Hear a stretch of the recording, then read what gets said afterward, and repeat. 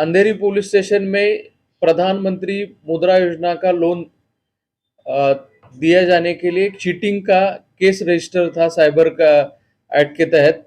इसमें जो कंप्लेनेंट है उसको एक डिजिटल मार्केटिंग की एड उन्होंने देखी थी।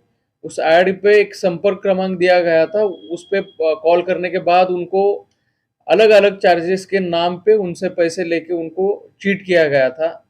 इस इन्वेस्टिगेशन में अंधेरी पुलिस स्टेशन की साइबर टीम ने एक प्रीमाइसेस न्यू मुंबई में रेड किया।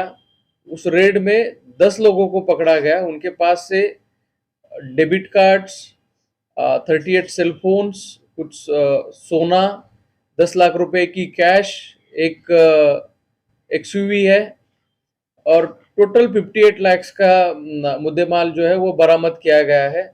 इसमें इन्वेस्टिगेशन में ये भी पता चला है कि अलग अलग गवर्नमेंट स्कीम की डिजिटल ऐड करके उन पे कॉन्टैक्ट्स देके जो ज़रूरतमंद लोग हैं उनको अलग अलग चार्जेस के नाम पे ये जो पूरा गैंग है वो चीट करता था।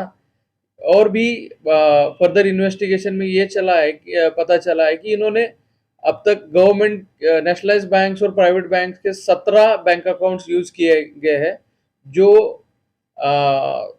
वो 45 जगह पे जिनके खिलाफ अब तक ये जो मामले रिपोर्ट हो चुके हैं।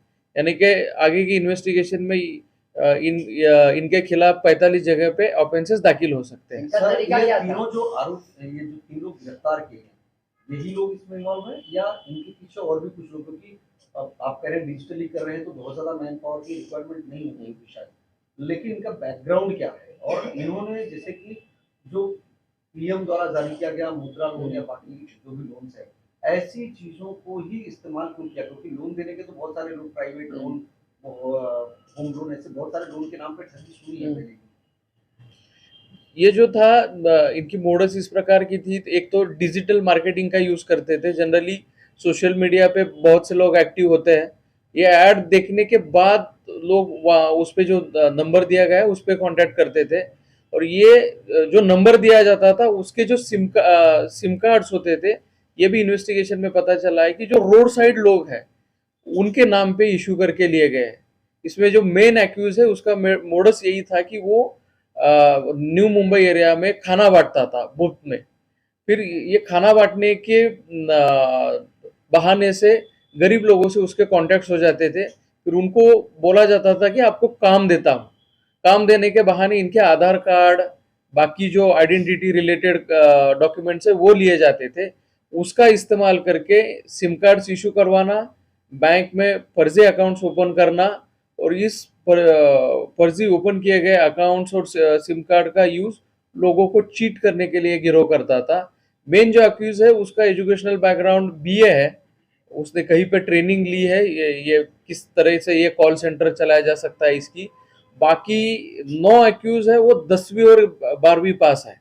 उनका भी एजुकेशन ज़्यादा नहीं है, लेकिन ये अच्छे तरह से ट्रेंड लोग हैं जो कि सोफिस्टिकेटेड लैंग्वेज में बात करना और लोगों को चीट करना इसमें माहिर है। तो आप ये कह रहे हैं कि बैंक लोन देने का कॉल सेंटर चलाया जा रहा था? Yes.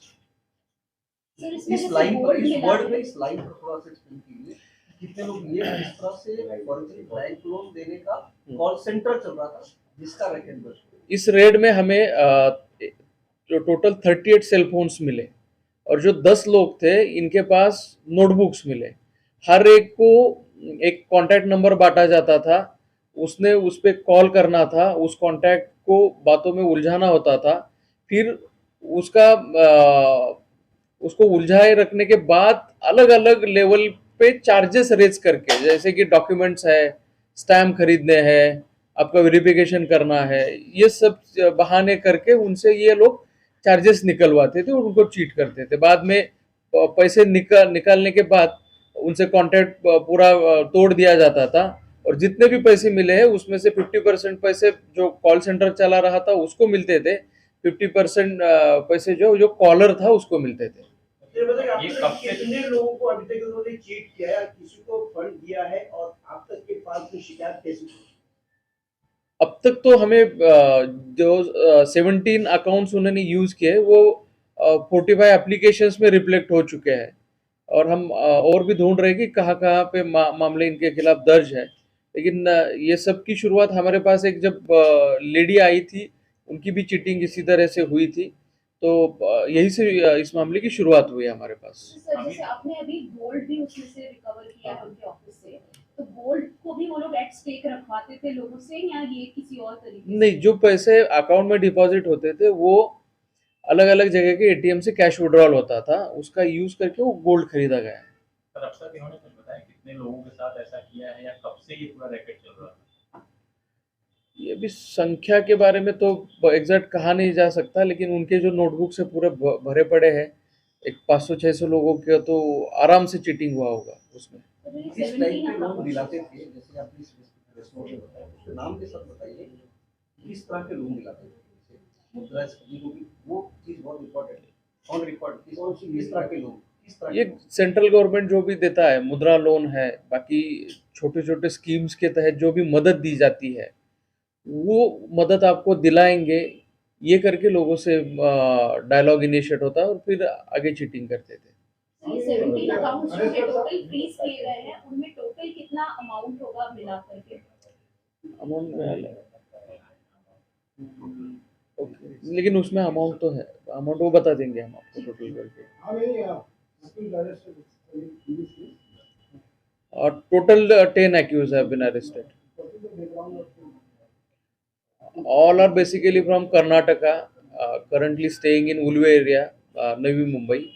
And main accused is graduate and others are, लेकिन उनके जो नोटबुक से पूरे भरे पड़े हैं, एक 500-600 लोगों के तो आराम से चीटिंग हुआ होगा उसमें। तो ये किस 17 टाइप के लोन अकाउंट्स दिलाते थे, जैसे आपने इस नोट में बताया, उसके नाम के साथ बताइए किस तरह के लोन दिलाते थे, जैसे मुद्रास्फीति को भी, वो चीज बहुत इम्पोर्टेंट है, ऑन रिकॉर्ड किस तरह के लोन, किस तरह ये सेंट्रल गवर्नमेंट जो भी देता है, मुद्रा लोन है, बाकी छोटे छोटे स्कीम्स के तहत जो भी मदद दी जाती है, वो मदद आपको दिलाएंगे, ये करके लोगों से डायलॉग इनिशिएट होता है और फिर आगे चीटिंग करते थे। ये 17 अकाउंट्स जो है टोटल फ्रीज किए गए हैं, उनमें टोटल कितना अमाउंट होगा मिला करके? अमाउंट में अलग, ओके, लेकिन उसमें अमाउंट तो है, अमाउंट वो बता देंगे हम आपको टोटल करके। और total 10 accused have been arrested. All are basically from Karnataka, currently staying in Ulve area, Navi Mumbai.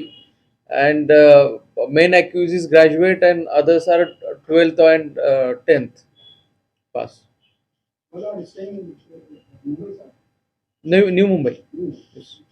सिर्फ टारगेट कैसे, टारगेटेड कस्टमर कौन होता है, जैसे आपने कहा कि फर्जी खाना बांटता था, उनके डॉक्यूमेंट लेके सिम कार्ड लिया, लेकिन किसको फोन करना है, वो डाटा कहाँ से आता था? नहीं, ये कॉल किया नहीं जाता था, इसमें एक चीज़ नोट करने जैसी है, इनके डिजिटल मार्केटिंग की 3 फर्म्स हमने आइडेंटिफाई की।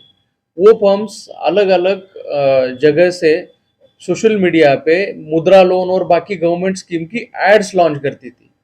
अगर एड्स में ही नंबर दिया जाता था, अगर आपको कोई लोन या फिर गवर्नमेंट स्कीम का बेनिफिट लेना है तो आपने उस नंबर पे संपर्क करना है, उस नंबर पे संपर्क करने के बाद फिर डायलॉग शुरू होता था, फिर आपको अलग अलग चार्जेस वो बताए जाते थे और आपको चीट किया जाता था। सर ऑथेंटिक डिजिटल मार्केटिंग का भी काम किया जाता था या ओनली ये कॉल सेंटर चलाया जा रहा था? नहीं, डिजिटल मार्केटिंग थर्ड एजेंसी से करवाया इन्होंने, अच्छा, ये खुद नहीं करवाते थे। हाँ,